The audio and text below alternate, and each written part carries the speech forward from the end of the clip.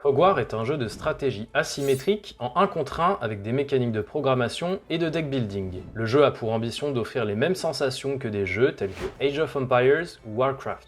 La particularité de Fog War est qu'il est nécessaire d'espionner l'adversaire pour pouvoir le contrer et adapter sa stratégie. Préparation de la partie. Chaque joueur choisit une faction, place son plateau file d'attente à gauche et son plateau emplacement correspondant à droite. La partie gauche constitue le système de programmation par colonne. C'est ici que vous allez jouer vos unités. La partie droite permet de développer sa faction en utilisant votre économie. Décomposez les cartes de votre faction et placez-les sur le plateau emplacement comme ceci. Carte spéciale de base sur l'emplacement carte spéciale, 10 cartes de départ sur la pioche principale, les cartes de développement de l'âge 1 sur l'âge 1, de même pour l'âge 2 et 3. Pour une première partie, n'utilisez que les cartes avec le symbole soleil en bas à droite. Le rappel de faction décrit les spécificités de votre faction, placez-le à proximité avec le rappel de déroulement de tour. Placez votre compteur de points de vie et réglez-le à 15. Chaque joueur mélange sa pioche et tire 5 cartes qu'il prend en main. Choisissez un premier joueur et donnez-lui le jeton initiative. La partie peut commencer. Comment jouer ? Le jeu se déroule en tours subdivisés en phases qui se jouent en simultané, hormis la phase de placement. Les tours s'enchaînent jusqu'à la fin de partie. Phase placement. Le joueur disposant du jeton initiative peut placer des unités ou bâtiments de sa main. Faites attention à respecter les 3 limitations suivantes. Les cartes doivent être placées dans la diagonale aux emplacements surlignés. La deuxième limitation concerne la population. Chaque joueur dispose de 3 de population de départ, il peut donc placer n'importe quelle combinaison faisant une addition de 3 ou moins. Exemple, 2 et 1 égale 3, donc c'est bon. 3, c'est bon. 3 et 1, c'est illégal, car 3 plus 1 égale 4, et supérieur à 3. Plus tard dans la partie, les joueurs développeront leur faction et vont augmenter leur population pour jouer plus de cartes. Enfin, on ne peut mettre que 2 cartes par emplacement au maximum. L'autre joueur place ses cartes une fois que le joueur disposant du jeton initiative les a déjà placées.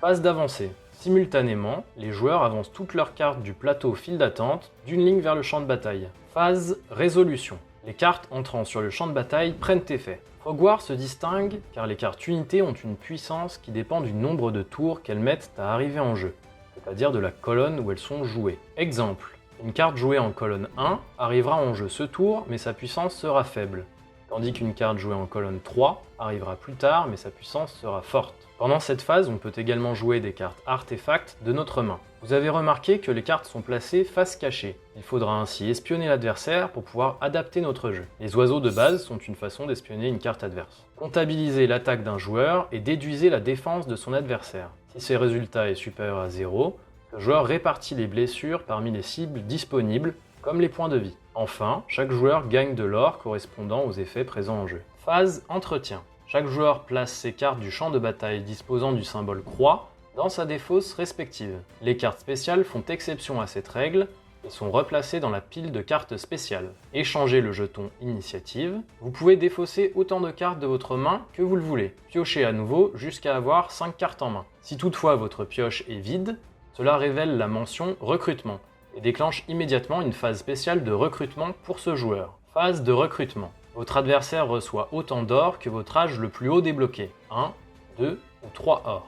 Vous pouvez acheter des cartes que vous placez dans votre défausse et ou débloquer un nouvel âge pour augmenter votre population de 1 et avoir accès à de nouvelles cartes. Si vous n'avez pas acheté de cartes, vous pouvez exiler une carte de votre main ou de votre défausse que vous placez dans l'emplacement correspondant. Mélangez votre défausse, puis placez la face cachée sur votre emplacement pioche. Reprenez la phase d'entretien en complétant votre main jusqu'à arriver à 5 cartes. Fin de partie. Lorsqu'un joueur a 0 point de vie ou moins, terminez la phase de résolution en cours, puis la partie prend fin. Le joueur ayant le moins de points de vie perd. Notez qu'on peut avoir un nombre de points de vie négatif.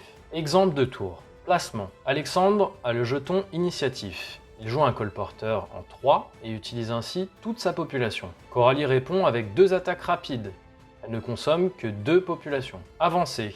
Alexandre avance. Coralie avance également. 2 cartes arrivent sur le champ de bataille. Résolution. Coralie additionne les effets de ses cartes sur le champ de bataille. Ces 2 cartes augmentent son attaque pour ce tour de 1 plus 1 égale 2. Comme Alexandre n'a aucune défense, Coralie peut utiliser ses 2 dégâts pour faire 2 points de vie à Alexandre. Faction. Fog War est un jeu asymétrique dans lequel les cartes sont uniques hormis les 10 cartes de départ. Cette particularité permet une grande rejouabilité, ainsi qu'une dynamique qui change en fonction des affrontements. Les morts-vivants jouent sur l'invocation de squelettes. Ils pourront être sacrifiés plus tard avec des bâtiments ou avec des unités pour garantir des effets puissants. Les vampires permettent de regagner des points de vie en attaquant l'adversaire. Les orques sont munis de puissants berserkers et infligent des blessures en contrepartie qui sont des cartes mortes. A l'inverse, les chamans maudissent l'adversaire en leur infligeant des blessures. Les elfes allient bluff et discrétion. Leurs assassins ont un bonus d'attaque lorsqu'ils ne sont pas espionnés, tandis que les embuscades activent le piège lorsqu'il est espionné. Voilà, vous savez tout sur Fogwar. Bon jeu!